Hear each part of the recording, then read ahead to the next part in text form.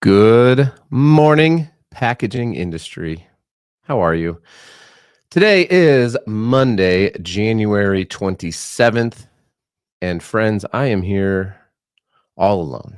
It's a packaging today show on Monday without the general enthusiasm that may come with Avelio and Corey. Both of them are in Paris at Paris Packaging Week.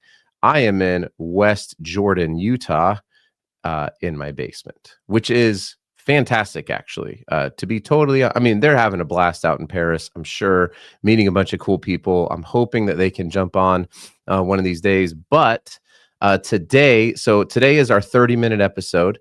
And I'm going to talk about labels. Because Corey and Avelio are always giving me crap about how labels aren't packaging, but they freaking are. Labels are packaging. So I don't have all of our cool intros and all that kind of stuff to play. Avelio normally is on the ones and twos for that. But if you are watching, please chime in, drop a comment. I know this normally plays on Avelio's LinkedIn page, so hopefully, fingers crossed, this popped up and you can jump in. So we're going to talk about labels, and then I've also got our call-in number. We're going to try, if anybody wants to call in and ask any questions about packaging, we might try that as well. Maybe I can play something. Let's see here. You know what? Let's have a quick word from our fantastic sponsors, SpecRite and Trayac. Are you tired of managing your specs in spreadsheets, PDFs, or relying on suppliers to do it for you? Learn how SpecRite can help you digitize and take control of your product and packaging specifications to drive sustainability reporting, SKU rationalization, and better collaborate across departments and with your suppliers. Go to SpecRite.com to learn more. Have you ever wondered, how do I reduce my carbon footprint? Should I focus on recycled content or reducing weight first?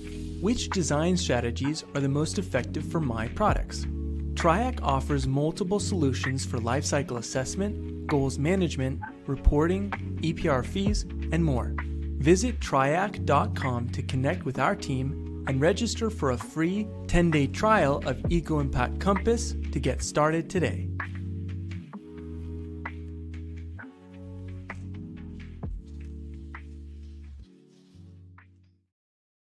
Amazing. Wasn't that fun? I'll be with the Triac and SpecRite team next week, along with Corey. We'll be in Vegas, Tennessee. I heard there might be some karaoke going on as well.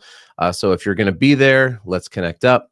I love meeting people in real life. I promise I'm kind of the exact same way. So, do we got some comments here? Hey, let's go, John. Thank you for letting me know that labels are part of packaging. And by the way, these shirts will be over at packagingfashion.com. I'm going to be closing down that site, stop paying for the Shopify fee, but you can go get your PP recycling shirt over there along with Packaging is Awesome. So just go to packagingfashion.com.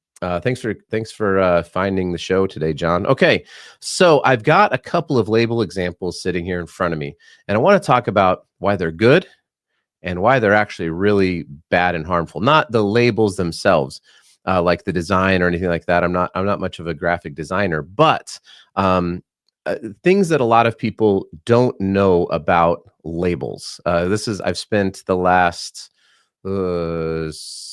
14 years of my career primarily working for label printing companies. If people didn't know that, labels, folding cartons, and RFID. And so I've been around the block a little bit with labels. And so the first thing that I want to talk about is labels are absolutely necessary, right? So I've got this immunity shot here by, who is this? So Good, So You. And this is a PET, clear PET container. Hey, what's up, Chris? Coming in from Colorado, coming in hot. So let's talk about this type of packaging. So this is a clear PET container, and this is a white lid with a security band around it. Okay. Now, this lid and the band are one SKU. You can buy that. This is this is a plain lid, right? There's nothing customized about this lid. So the company can buy, millions of, hundreds of thousands, millions of these lids. And this clear PET container is also not marked. It's one SKU. So if you're looking at your products, let's say So Good So You, I don't know how many of these, let's say they have 15 SKUs and they're in 3 countries. So they have 45 SKUs. They can have one lid, right? They have one container. This would be considered the primary packaging often. And then you have your secondary packaging, which is the label. And it's the only way for this particular container in which the packaging is differentiated. What's up, Rao? Rao is a tiny human being in Colorado. Thanks for coming in. We are big in Colorado. Shout out to the Denver Nuggets and the Colorado State University Rams. But it was kind of a bummer that the Chiefs won, wasn't it? Kind of a bummer for Colorado people, I felt like. Okay, back to this. So the reason I say that labels are packaging is because absolutely nobody has any clue. They don't know how to scan this, right? Like you don't know what the product is. You don't know what the nutrition contents are. You don't know what the serving size is. You don't know, is this one, do we have any recycling information on this one? We do not have any recycling information. So the label is an absolutely critical part of this package. So in that sense, the labels are necessary and good. You're about, Rao, you're like this version of the packaging industry. If you haven't met Rao is a gentle giant, but he is a tall human. Okay. So some things about this label that are critical when this is getting printed. So the UPC code is absolutely going to have to be checked. And it's going to be given a score for readability and scannability. By the way, these UPC codes, if you don't know, go look up Sunrise 2027 on the GS1 website. Fighting a little bit of a cold. So these UPC codes, which we've seen for our entire lives, for the most part, will be going away. And so labels will become even more critical during that transition. This will be turning into a 3D or I guess it could be a 3D, but it'll be a QR code. And that QR code will be scannable at the register and it will be scannable from your phone. Right now, you can't really do much with this on your phone except for to shop for better prices, I guess, using an app. But this will be going away and this will become a QR code. 2027, there'll be a changeover, but eventually we won't have these any longer.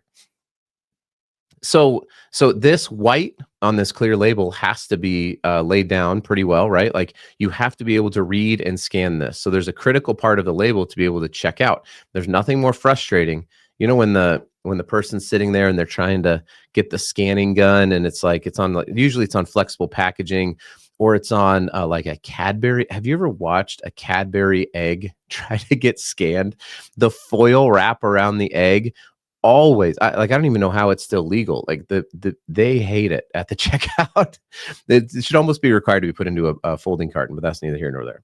Because we are talking about labels today because I'm flying solo while Corey and Avelio are just chilling in Paris, eating croissants, drinking wine and cheese. Not drinking cheese. Maybe you could drink cheese. So I'm going to talk about whatever I want to talk about. So the good part is the label is absolutely necessary. If you didn't have this label, some people ask me like, why don't you go direct, decoration on something like this? Because you can print on this, and we're seeing a lot more even digital direct to packaging. Like I mentioned before, you can have say you have 15 flavors in 3 countries of this for So Good So You. You can have 45 different label SKUs. Well, a roll of labels does not take up very much space in a warehouse. They don't cost a ton of money, and you can print them digitally all day long if you want to, or you can print them. I'm guessing this one's printed Flexo, but you can print them Flexo for some longer runs to get the cost down. And you can store them. You can put a ton of labels in a pallet. Whereas if you were to direct print this, and let's say there's a change to the barcode or there's a change to ingredients or whatever it is, and you have pallets upon, but you might even have a truckload full of these already pre-printed and ready for production. That's a lot of waste that you have to send to some sort of recycling facility. So labels are really, really critical when it comes to packaging, which is why I'm always saying that labels are packaging. So this is a PET container. I also grabbed this lovely Sweet Honey Japanese barbecue sauce. If you guys haven't had this stuff from, is it Bacans, tomato, small batch, cold filled. But this is on an HDPE. This is a squeezable HDPE container, and I'll tell you why this is critical. So these guys have a lot of SKUs. This label is a clear, I'm going to guess it's a clear BOPP label. This label is a metallized, let's take a look, I don't think they're using cold foil. Yes.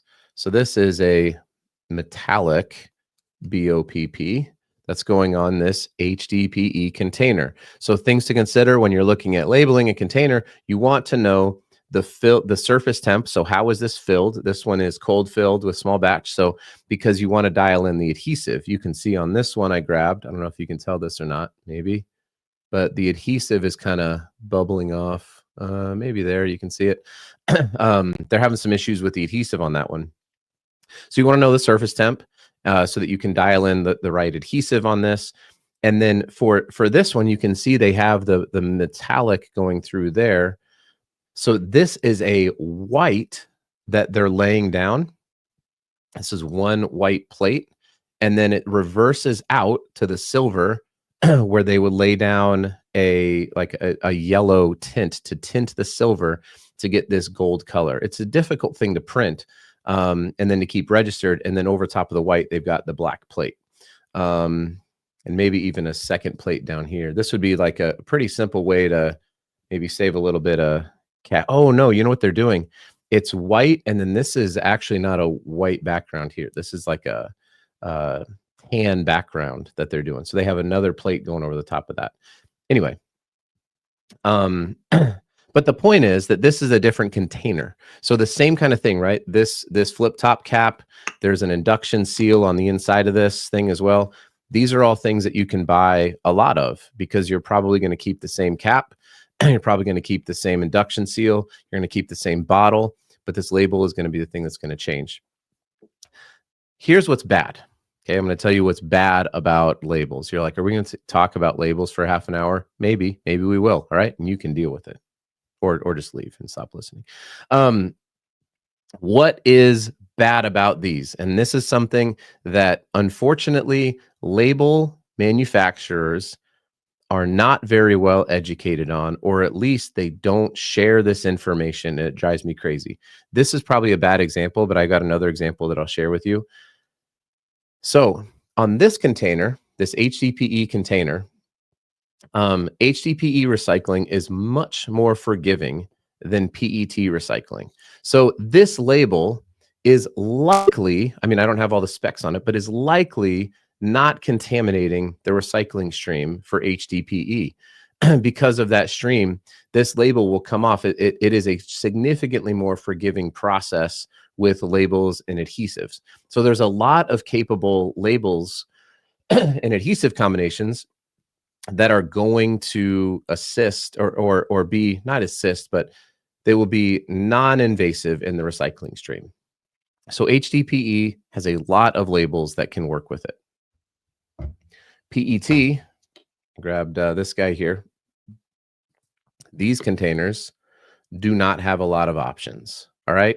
And let me tell you what's happening. So on a PET container, and we just saw, by the way, that PET resin prices for virgin PET continue to go down. And so what that means for plastic recycling is that it has to become a more efficient process. I've talked about this time and time again. For plastic recycling to work, there has to be an economy that works with it. And so as PET prices drop, that means that if PCR plastics are rising in costs because we keep doing stuff like what some of these companies are doing, and Hidden Valley Ranch and So Good So You, probably different size companies. But if we keep doing the same things and we are causing problems with PET recycling, and it's happening because of the label. So the label is super helpful. It identifies the product. It does a lot of really good things. It is a necessary part of packaging. But if you look at this clear PET on this So Good So You, and if you're listening to this podcast, I apologize, but you can go watch the video. Or if you look at here with the with this Hidden Valley Ranch, and even this Hidden Valley Ranch has a How to Recycle logo on it. You can see right there. This Hidden Valley Ranch is on a paper is a paper label with an overlam. You can know that because you can tear it like that. So there's not even an overlam on it. This is a paper label. This is a clear film label. Both of these are problematic in recycling, and let me tell you why. So where this label, which is essentially the entirety of this clear PET, it wraps all the way around the clear PET container. Let's forget the fact that this is probably going to fall through the cracks anyways. But I'm using this for illustrative purposes. Every part of this that is touching the container, if this isn't a very unique and special label adhesive, everywhere it's touching it is in fact going to become problematic in recycling for the economics of recycling. So can this theoretically be recycled? Yes, but here's what happens. So this thing is going to get chopped up.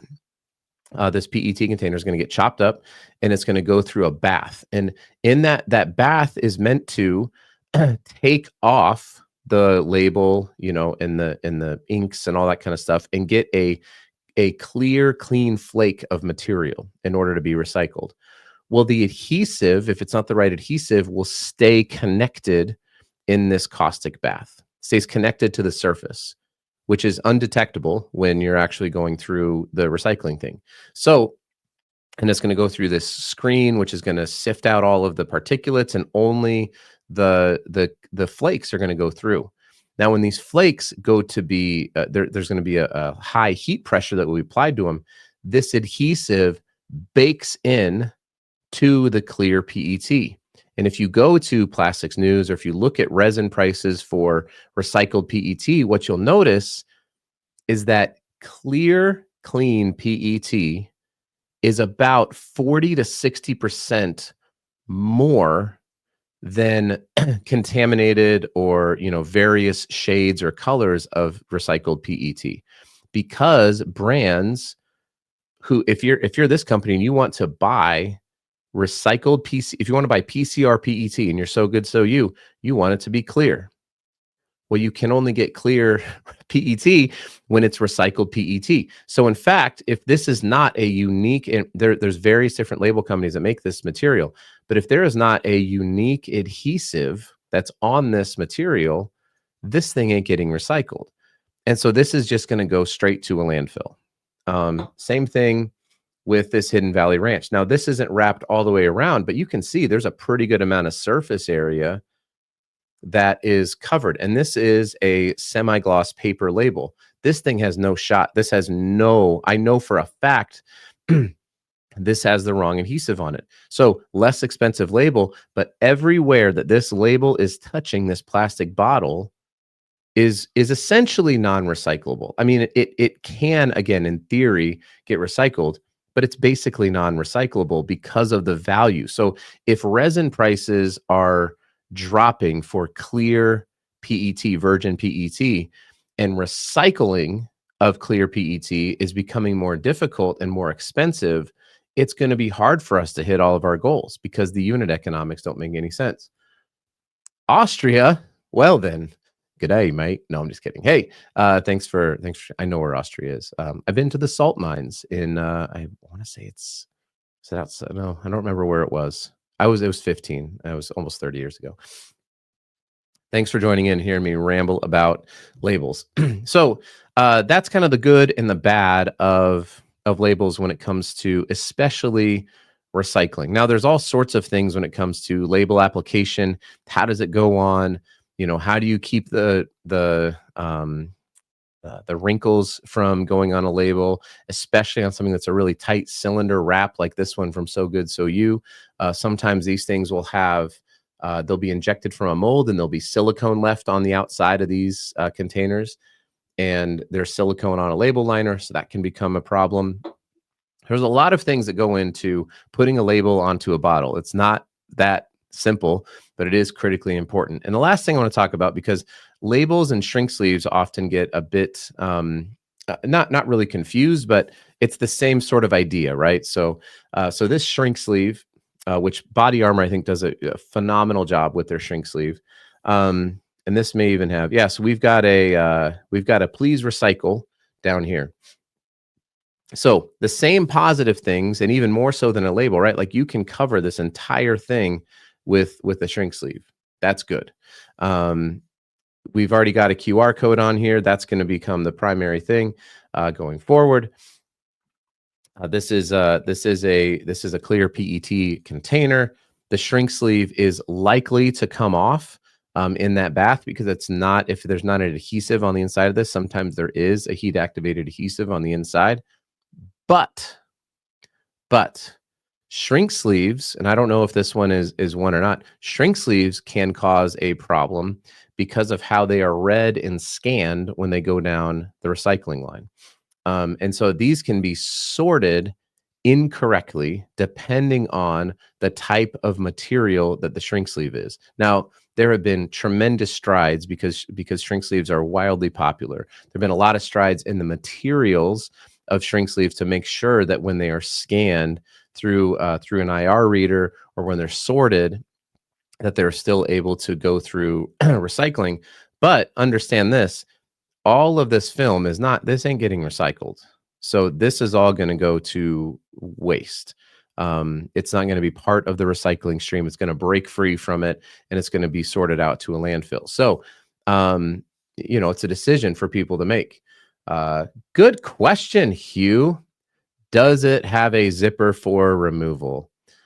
I love a good zipper perf on a shrink sleeve. This one does not. And these become really critical. So you can put like a zipper perf, for example, like here's the seam of the shrink sleeve. So when it's getting seamed, most pieces of equipment have the ability to put a zipper perf in that doesn't cost any extra money. So for PET, so let's assume this is a PET G shrink sleeve, and I know that they have shrink sleeves that are fully part of the recycling stream. I would bet that Body Armor is part of that. Aren't they owned by Coke? I feel like these guys are owned by some big giant conglomerate. I don't know. Someone comment who owns Body Armor. I don't know. So maybe not as critical for this, but you see a lot of shrink sleeves on like aluminum cans. That is a massive problem. Huge problem. And I know why they're there. Labels and shrink sleeves on aluminum cans are a bad idea. The recyclers don't like them.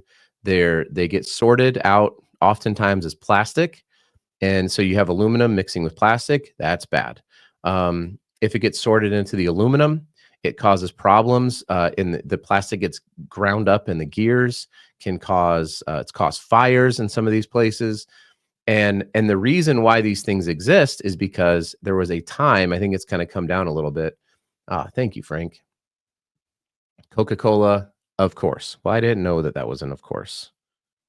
So thank you. I knew it was Body Armor. I knew they had a fantastic. Oh man, everyone's coming in. Everybody knows except for me. I know that they had a great collaboration with Kobe and Jinx. Somebody owes Eric a Body Armor. So anyway, on aluminum cans, they're a problem. And so I always recommend, if you are going to be putting a shrink sleeve on an aluminum can, ask your manufacturer, your printer, your distributor, whoever it is, if they can put in a zipper perf, and encourage people to zip that thing right off and throw it away. Now, there are some states that have can collections that needs to be scanned in. Man, I'm getting roasted for this. I apologize for not knowing that Coke owned Body Armor. Jeez. Everyone just calm down. Hey, what's up, Seth? Happy Monday. So I encourage every brand to put a zipper perf if they're going to have it on an aluminum, or if it's going to be on a material.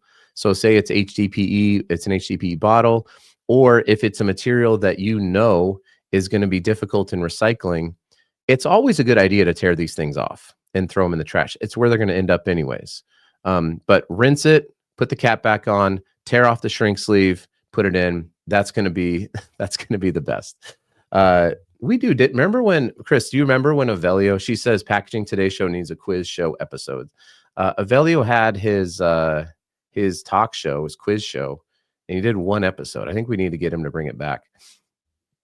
I think that's a good call. Apparently I would fail on brands that Coca-Cola company owns. I wouldn't do so hot. So that is a little bit, oh, here we go. Is this podcast? Okay, we got some questions coming in. Thank people found this. This is fun.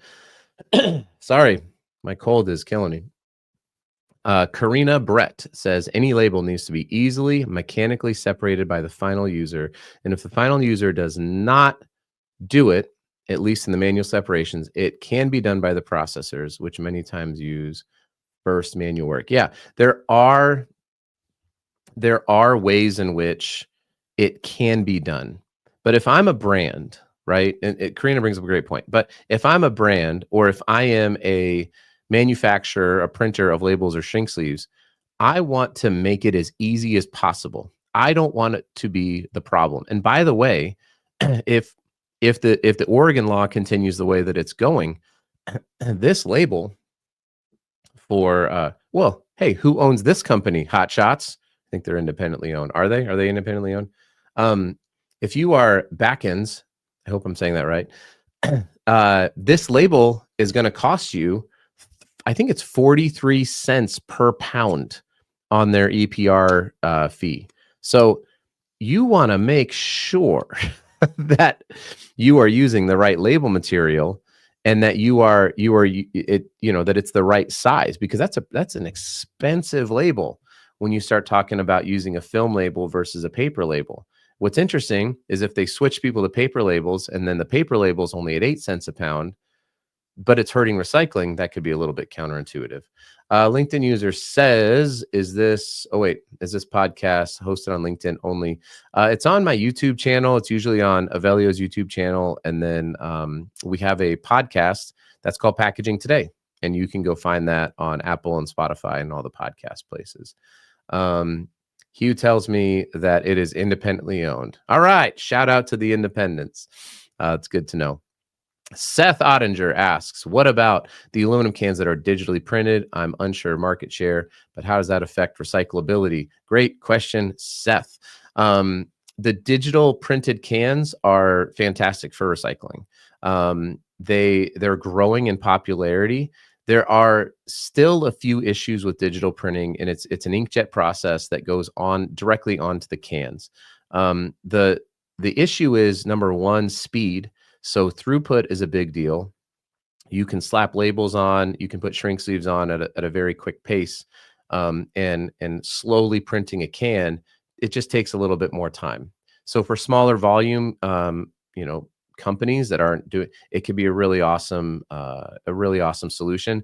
The other thing is, I've noticed on some of the digitally printed cans that the curing of the ink to the surface of the can isn't great. And so you'll see up on the shoulders that the ink rubs off pretty easily in shipping. So you have to create dividers in shipping rather than just putting a bunch of cans into a box.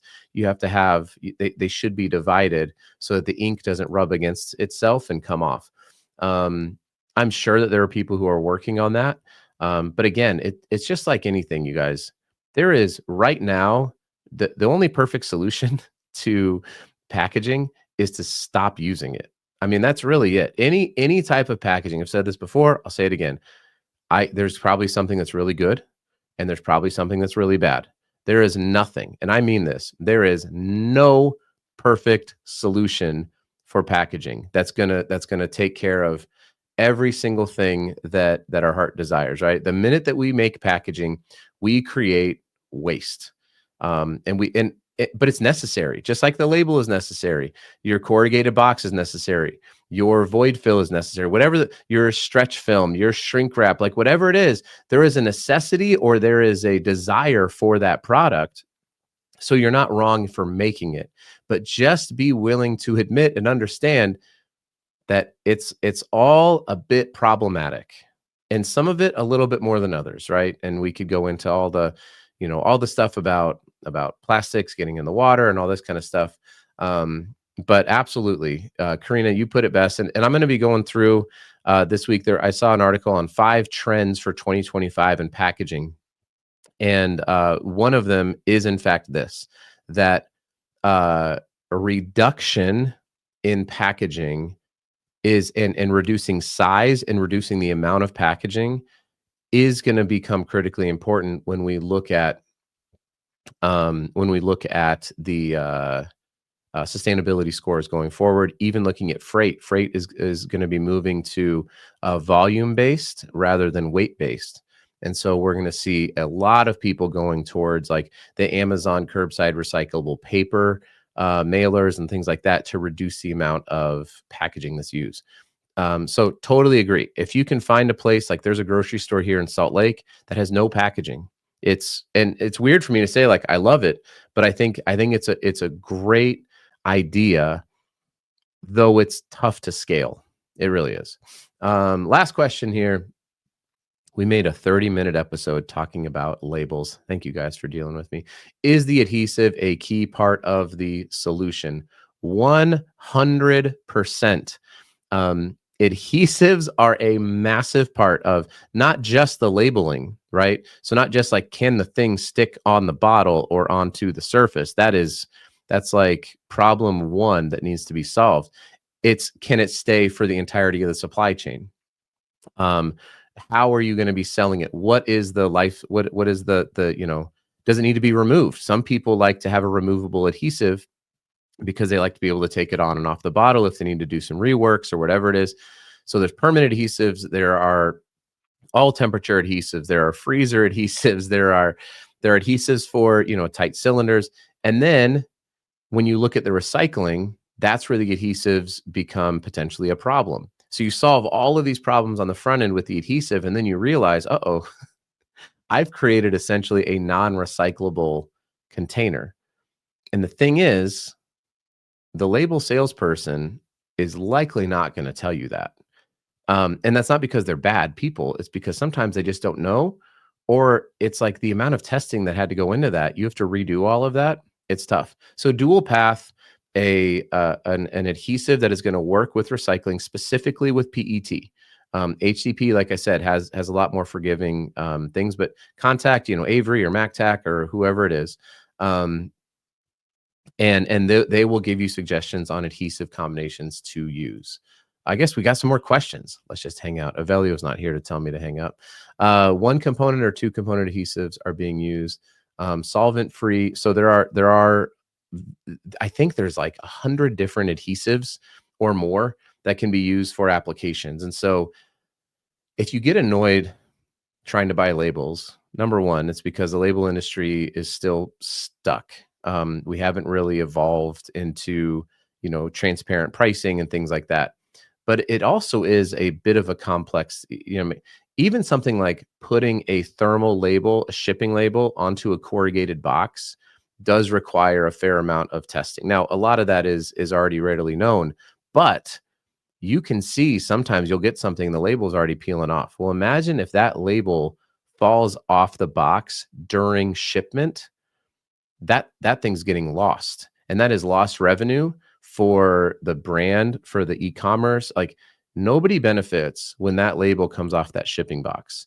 It's bad for sustainability. And so you want to make sure that when that thing goes on the corrugated box, that it's not coming off. And luckily, corrugated has been pretty forgiving as well when it comes to labels and tape and stuff like that. I still recommend using paper tape when you can, because we know it's going to be better than a film-based tape. But Yeah, so there are lots of different components when it comes to adhesive.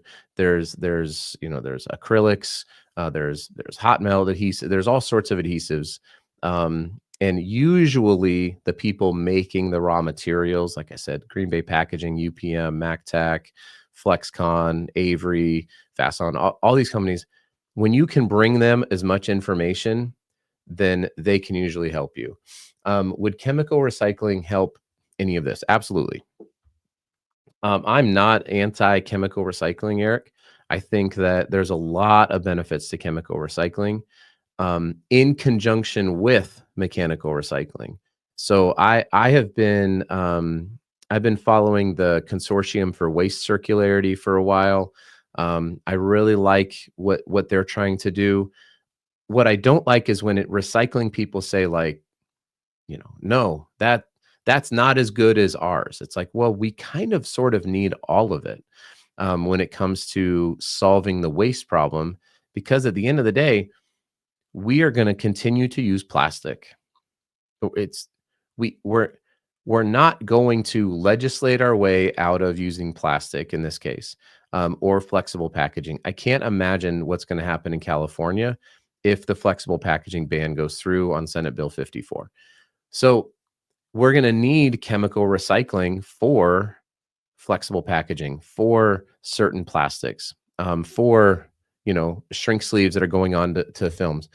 And when we can take all of these various forms and put it into something and create something of value that comes out of that, and the center at the Consortium for Waste Circularity, I think they're making some sort of methanol or something like that. Like when we can create valuable products. I did a podcast with somebody out of Rice University who was taking various forms of plastic and was turning them into graphene and hydrogen. That's awesome. Graphene is great. Hydrogen is great. When we can take plastics and we can do that, I think that's better for everybody. So it doesn't have to just be mechanical recycling is the way out of this. I do think that chemical recycling is part of our path forward. All right, everyone. I am 37 minutes in. Thanks for tuning in. So Tuesday through Friday is going to be just short 10-minute episodes. I'm going to be going through 5 trends. And please, if you have a pack of the week, tag myself, tag Avelio, tag Corey on a LinkedIn post. If you see something that is really, really cool and awesome, please, please, please tag us, and we would love to talk about it.